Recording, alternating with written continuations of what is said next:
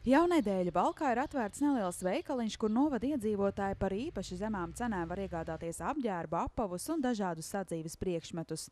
Sociālās palīdzības veikala Valkā ir atvērusi biedrība Universum. Šis organizācijas mērķis ir sniegt atbalstu cilvēkiem no sociālā riska grupām.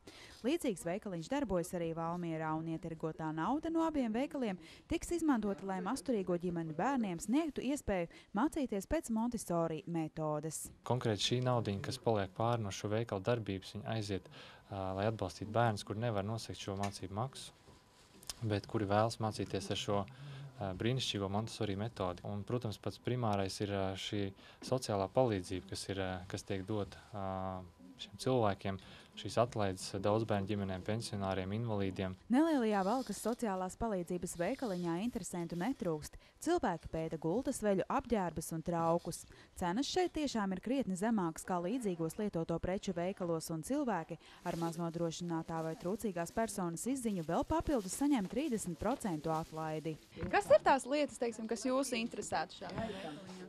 Kaut kāda kurtka vai zābaciņi vai kaut ko tādu, ko ieraug, kas iekrīt acī. Kaut ko tādu vajadzētu.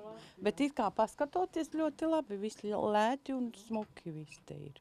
Palagi konverti, bet tikai ne baltie, protams, krāsainie, lai ir tumšāki, lai ir. Plauktos izliktās preces ir atceļojušas no Zviedrijas. Veikala pārdevējs stāsta, ka lielākā daļa apmeklētāji ir masturīgie vai pensionāri. Visvairāk viņi prasa gultu veļas un apaviņas. Un tagad ar kurtkas tādas bērniņa maziņu. Vispār viss, kas traukas, viņi nāk ar pēti un pērk. Šādu iniciatīvu pozitīvi vērtē arī Valkas novada sociālajā dienestā. Iestādes vadītāji uzsver, ka teju trešā daļa novada iedzīvotāji ir masturīgie vai arī ar trūcīgās personas statusu. Tie, kas nāk un interesējas, visvairāk interesē elektropreces, mēbeles interesē, vīriešu apģērbs un apavi, jo sievietēm un bērniem tomēr vairāk var iegādāties. Biedrības Universum valdes priekšstādātājs stāsta, ka Valkas iedzīvotājiem ir pieejami arī dažādi medicīnas palīglīdzekļi, kas nereti ir ļoti dārgi. Dēļ tā, ka mums ir diezgan mazas tās telpas un mēs nevaram izlikt visu produkciju, mēs ieliekam tikai kaut ko no tā.